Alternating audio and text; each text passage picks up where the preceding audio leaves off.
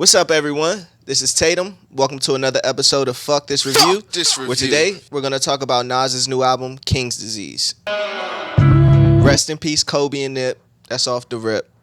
That's one of my favorite lines off the album. I know I usually do. I'm going to do that at the end of the episode, but, you know, I felt it was appropriate for this one. I waited a minute to do this review because it's Nas. He has, like, I don't think you can digest a Nas album quickly and get the gist of it, if you ask me. I feel like Nas is like one of the last Mohicans of the God MCs. Like, when I think of MC, I hear Nas, I see the big QB chain. So I took some time to review this one. And man, he didn't disappoint. To be truthfully honest with you, when my first couple listens, I was like, I don't know. It was just okay. Like, it was okay. But listening back to him, I'm going back to songs. I'm catching things I didn't catch. It still has its flaws here and there, but for the most part, it's pretty fucking dope, if you ask me. Coming off his last album, the Narcia album, well, technically his last solo album, he had Lost Tapes 2, which it was dope in itself. Beats from RZA, Swiss Beats, another Ye beat. I think Primo was on there as well. But Nascia, his last solo album, which was produced by Kanye West, which was universally a letdown. You know what I mean?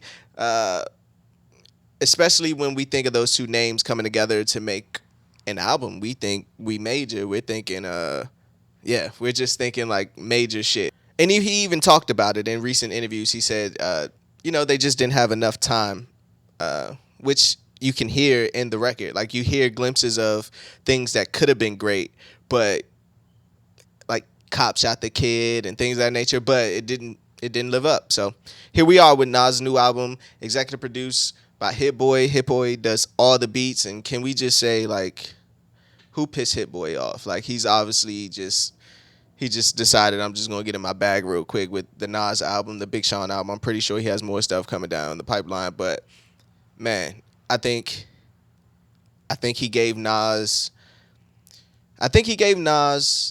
the production he needed to fit now. Like, it gives you enough of that old Nas.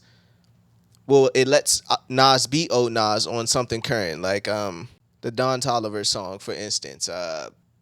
He brings Nas into 2020, and it kind of works. It works for me. Like, I love that song. So I thought the marriage was pretty fucking dope. Let me say, I wish Blue Ben started the album. I love the King's Disease intro. It's cool, which oddly, the beat sounds like a Kanye beat. It sounds like a Kanye beat he would give to Common or something on B or Find It Forever. Like, it sounds like something like that. But I wish Blue Ben started the album. It gives me that man, we just like to hear Nas rap on some grimy, gritty shit. Like that, I think that's what we all want. Just Nas, just give us the gritty shit. Give us the New York, make us feel New York when we hear Nas. So I felt Blue Benz did that. Car 85 with Charlie Wilson. I'm never gonna not like a song with Charlie Wilson on it. So that was a thumbs up for me. Oddly, I kind of like Ultra Black in the scheme of the album. Like, when he released it as a single, I was like, it was okay. Like, the beat wasn't everything. I get it. Like, I know the times we're in, and so I get it. But it just wasn't that for me. But in the sequence of the album, sounds pretty fucking good to me. I gotta say, Nas is still one of the best storytellers I ever heard in hip hop ever. Like, Nas can take fucking riding on the subway train and making an adventure. Like, when you listen to New York State of Mind, you see yourself on the subway train, and that's something simple. Like, it's not even that great of a, like, story, but it's something simple. And Nas he's awesome at just telling stories. So he can, Car 85 and things of that nature, he could tell these stories, and it could put you right there like you're sitting in the passenger seat riding along with him. And I love that about Nas. He talks about relationships a lot on this album, which reminded me of the Life is Good album from the Don Toliver song, the Anderson .Paak track, the Firm track. It's a relationship song, which we'll get to. But it was cool to see Nas talk about that, I guess. We don't really get that Nas at all. Like, So it was good to see that. Yeah, it was good to see that.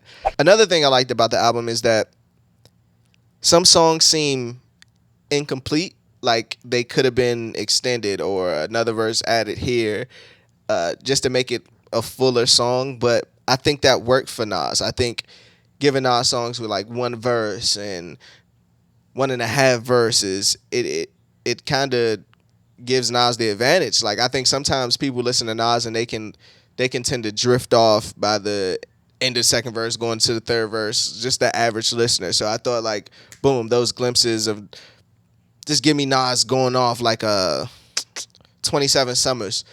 He goes off, and that's like kind of a new beat as well. Like Nas goes off for like 2 minutes and just spitting. It's like, oh, okay. Another subject he talks about a lot on this album is black women and how strong black women are, and he also talks about the man and black woman's relationship, and sometimes how sometimes we can have miscommunications and things of that nature. I thought those were cool subjects for him to speak on, especially him later in his years. Like, you know what I mean? Is we're getting to this era where we have those great rappers finally entering the 40s and 50s, and we never really got these stories from an older, MC this good and the one that somebody looks at as the best ever. So it's great to hear those, just to hear his side and how he feels on that. He talks about the black man in America, being a successful black man in America, which I think is the underlying theme, King's disease. One being full of himself, like getting so big and so mighty that his own greed kills himself. Like he ends up killing himself, like the King's disease. So, and I think that's heavy for a black man successful in America, like period. Facing past traumas and facing new traumas and losing people that you loved and gaining people that are snakes, and you're trying to maneuver in this world. You got to hold this face in this room. You got to be this person. It's a lot. So, I got it. He got lines in there. America, the beautiful gangster's paradise. For a black man to be rich, they say we got to sacrifice our own family members. Like we not savvy enough to make outstanding figures. And ain't nobody in no cult. He just said that like that. Like I just thought that was like, yeah, like that's. Say that shit, because if you don't say that shit, these niggas think you that shit. The Firm song, we didn't expect that. I think Hit Boy gave them the perfect soundtrack to that. It was just perfect. AZ might have the verse of the album, to be truthfully honest. The pocket he was in, and I found myself going back even before this, like weeks before listening to this and revisiting AZ's first album. And man, I might have to go do a classic review on that one, but stay tuned. We'll talk about that. But the Firm song was pretty dope. The Dre feature we didn't expect. Foxy, I don't know. She just was like, I got the beat. I'm gonna do what the fuck I want to do. I know y'all talking about all singular things like the subject, but I'm just gonna talk about some shit that I want to talk about. I guess it's Foxy with you. Rap legend. Now that we got all that out the way, some things about the album that, I can't do a review without being, showing both sides. So some of the things I didn't really like about the album, sometimes when I'm listening to the songs, I could forget it's a Nas song because of some of the features. The Little Durk feature, I don't know. I just don't want to hear Nas on beats like that. That's just me. That song, Nas he's spitting some real shit on there. But after that one verse, I'm listening to it and I'm like, yeah, Lil Durk, and I'm like, oh wait, this is a fucking Nas song. Like, and I shouldn't feel that way. The Anderson .Paak song, he's just gold. Like, you can put him on anything, but I feel it's an Anderson .Paak song. Like, you know what I mean? The Don Toliver song, I love it, but that could be a Travis Scott song as well. And Big Sean, he just phoned the verse in. It sounded like they was like, yo, Big Sean, wake up, you gotta do this verse. And he rolled out of bed and spit the verse. Like, for a Nas album, you gotta come with your A game. All in all, it's still great. So I let those things slide. It's a great album. Even when I want to hate it, I like it. So to me, to Nas to be where he at in his career, it's a great album. Roll the credits. Favorite song? I'm gonna go with The Cure. The beat switch. If he would have gave me a whole album of that, I would have been satisfied. Worst song? Till the Wars Won. Best line? It was from The Cure. He said, "We looked at robbing as a way of resolving our problems. My mom was cooking food, but most of my nigga was starving. And whatever they was down to do, I was with them regardless. Turns out I was hungry and was hitting the hardest." Jesus Christ. Like, honorable mention line, the McCartneys live past the Lennons, but Lennon's the hardest. I think I'll leave it right there. That wraps up the Nas album for me. I thought it was great. I think it was a major step from where he left with Nasir. I think him and Hit Boy delivered. I don't know what more could we ask for. But what did you think? Did you think it was good? Did you think it was lackluster? Is it one of Nas' top 5?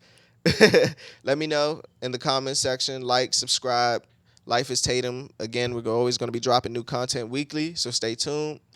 And what albums you want me to review next? Some new albums.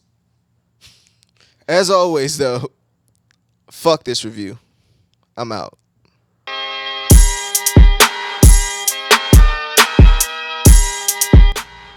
Well, I hope that shit was ill matched.